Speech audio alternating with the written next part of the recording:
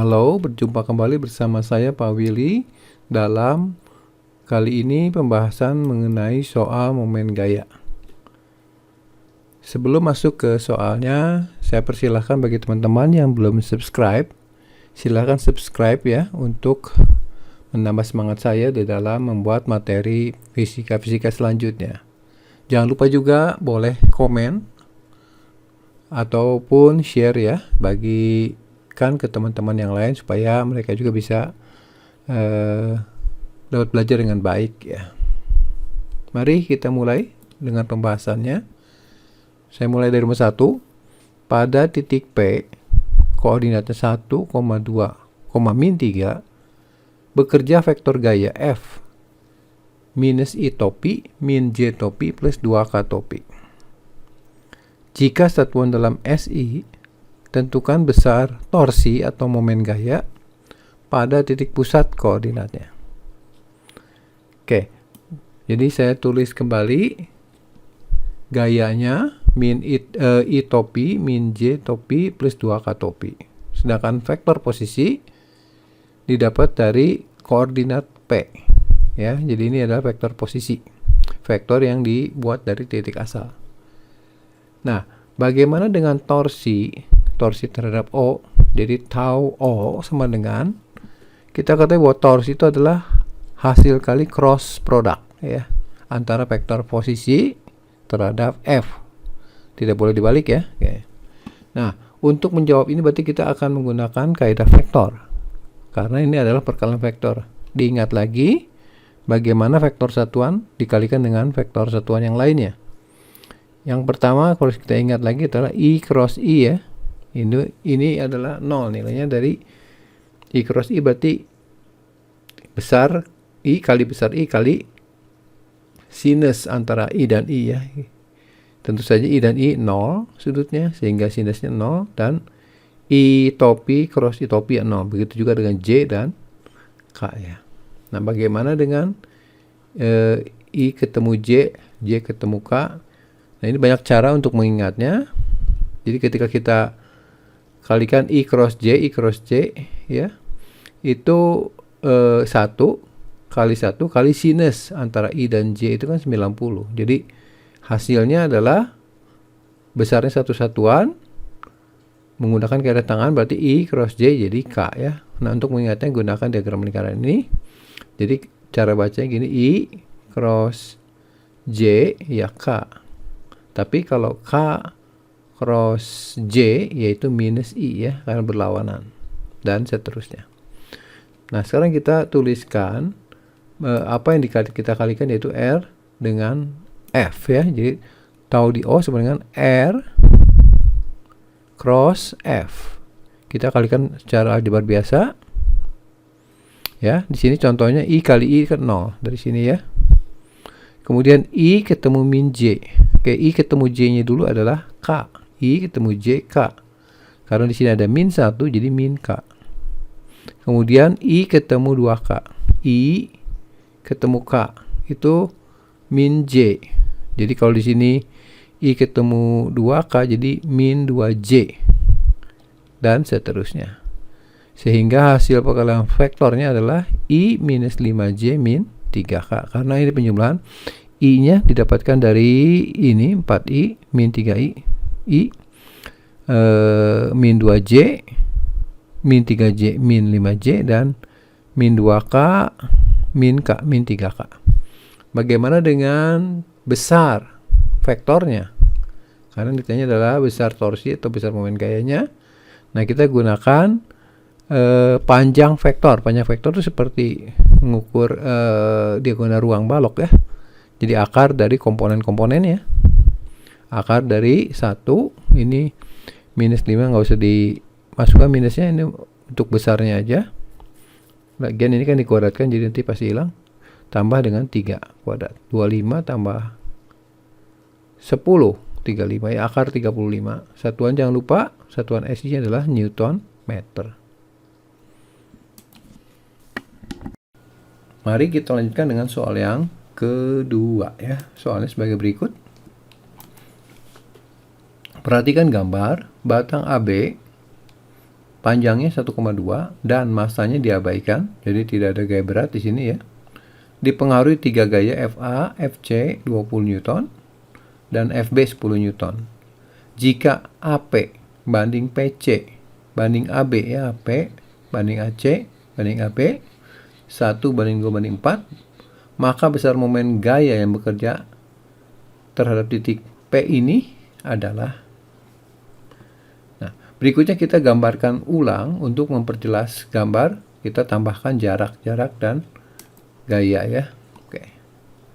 Jadi kita tambahkan jaraknya nih AP 0,3 meter dapat dari AP itu 1, AB itu 4. Jadi 1 banding 4 kali 1 banding 4 kali 1,2 yaitu 0,3.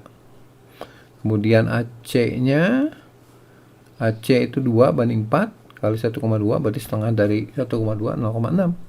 Tapi di sini AP-nya sudah dapat 0,3 berarti ini sisanya 0,3 lagi. Jadi jumlah ini 0,6 sedangkan AB 1,2 berarti ini sisanya 0,6. Kemudian saya gambarkan di sini garis putus-putus. Itu tidak lain adalah garis kerja gaya.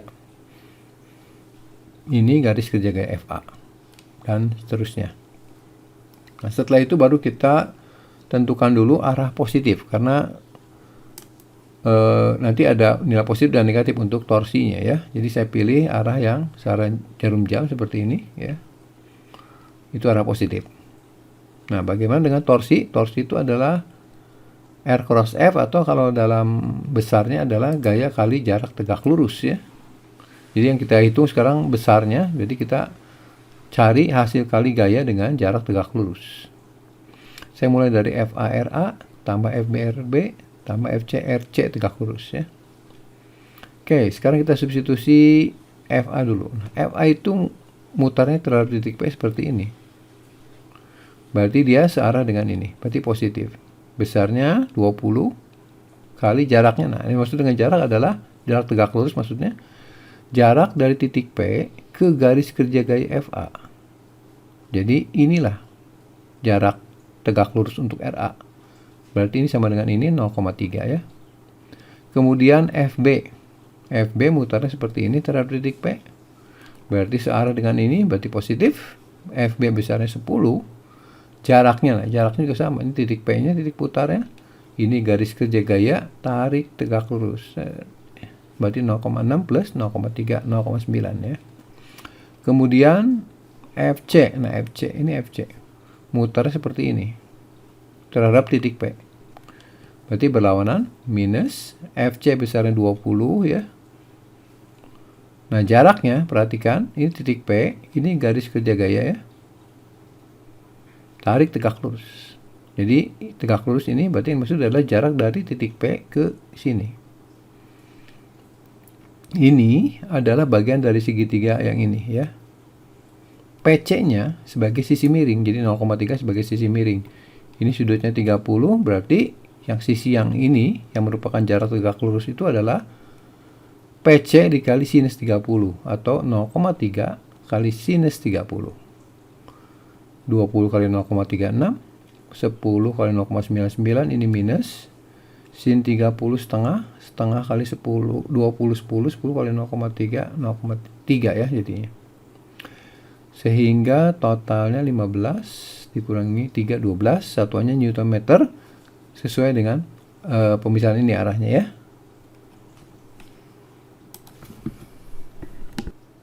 Ya, sekarang kita lihat yang nomor 3. 5 gaya bekerja pada bujur sangkar dengan sisi 10 cm seperti ditunjukkan gambar ya. Jadi ini gayanya dan gambarnya ya.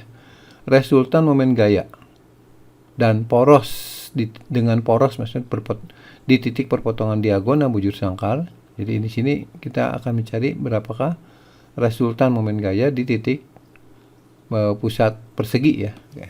Nah, gambarnya kita perjelas dulu. Seperti ini, jadi ini diagonalnya. Titik ini adalah titik potong. Kita sebut titiknya O ya. Kemudian ini ada gayanya, ada 5 ya. Saya kasih namanya 1, 2, 3, 4, dan 5. Kemudian jarak-jaraknya lengkapi ini 5 karena setengah dari 10, ini juga. Kemudian untuk ini diagonalnya 10 akar 2, berarti ini 5 akar 2 ya. Setelah itu baru kita tentukan tandanya dulu ya, untuk menentukan arah momen gaya yang positif. Saya pilih yang berlawanan jarum jam untuk kasus ini. Sekarang kita lihat bagaimana cara menghitung torsi. Ingat, ya, saya pakai pendekatan torsi itu adalah gaya kali jarak tegak lurus ya. Mari kita lihat, di sini ada 5 gaya. Ya, berarti nanti kita jabarkan sigma FR itu jadi 1, 2, 3, 4, 5. Oke.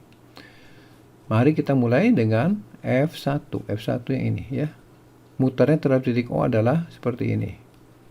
Berarti searah dengan ini, berarti positif. Besarnya 10. Dikali jaraknya ini adalah garis kerja gaya.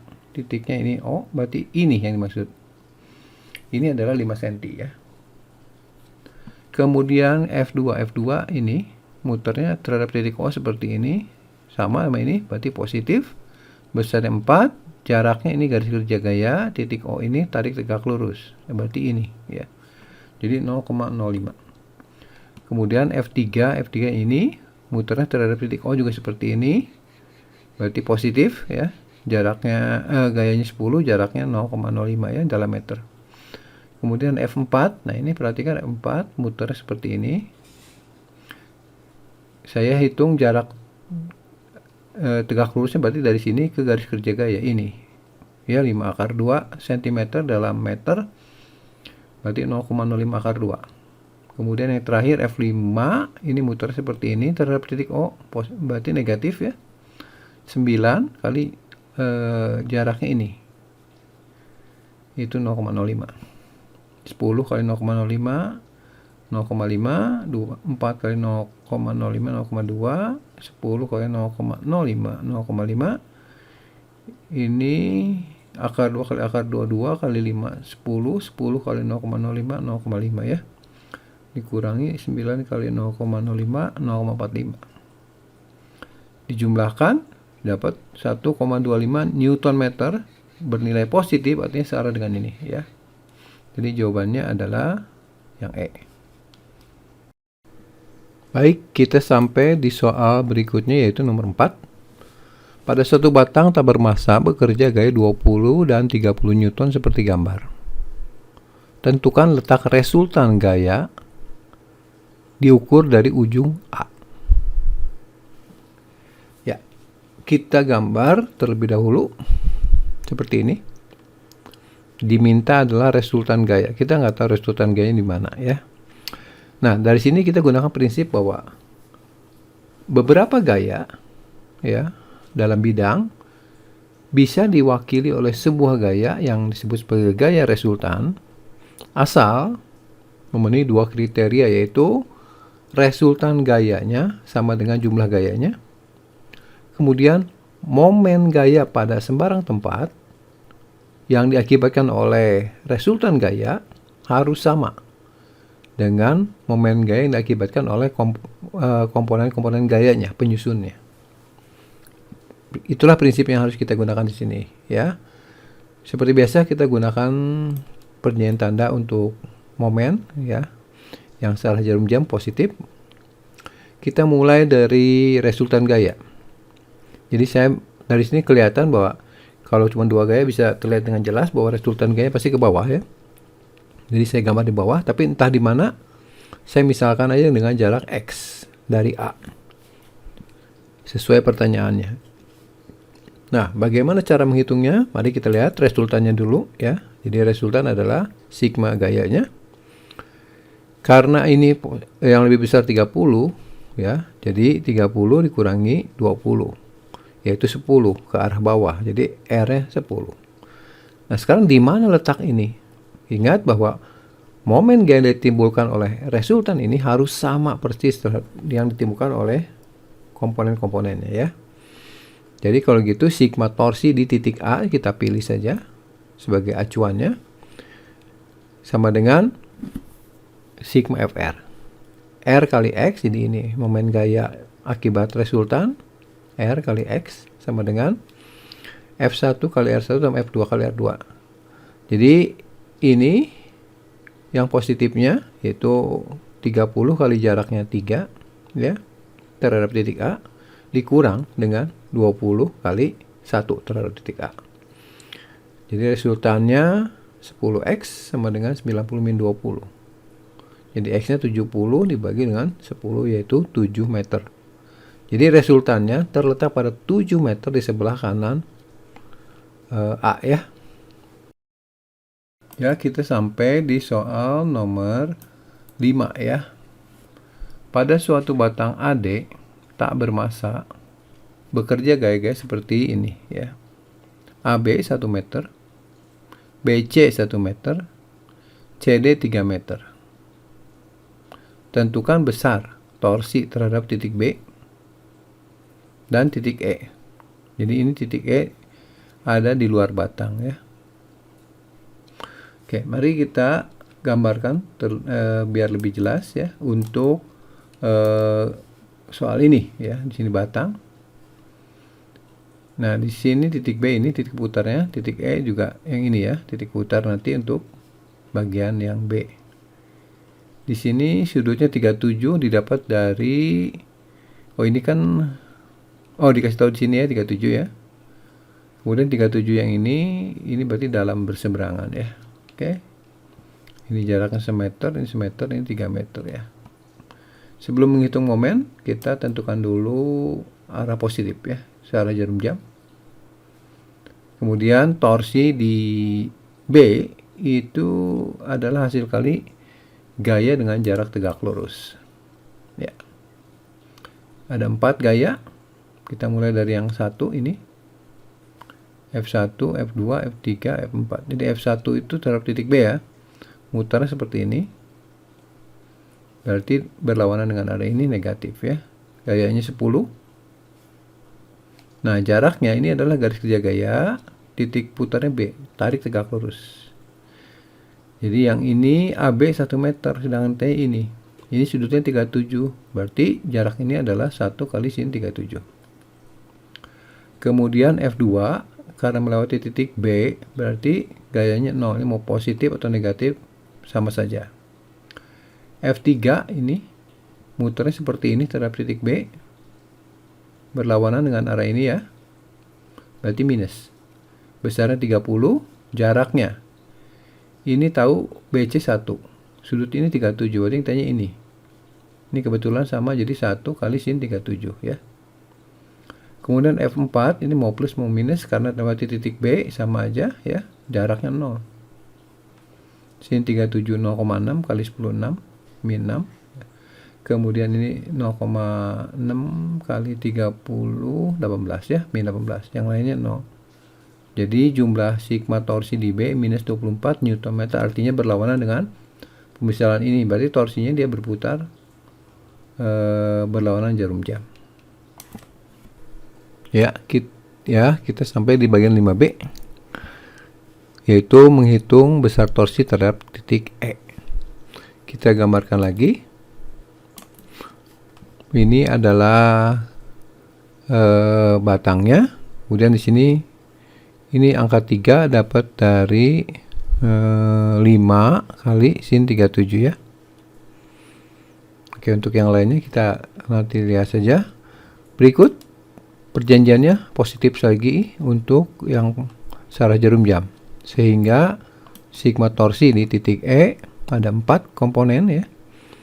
F1 melewati titik E berarti nanti 0 jaraknya.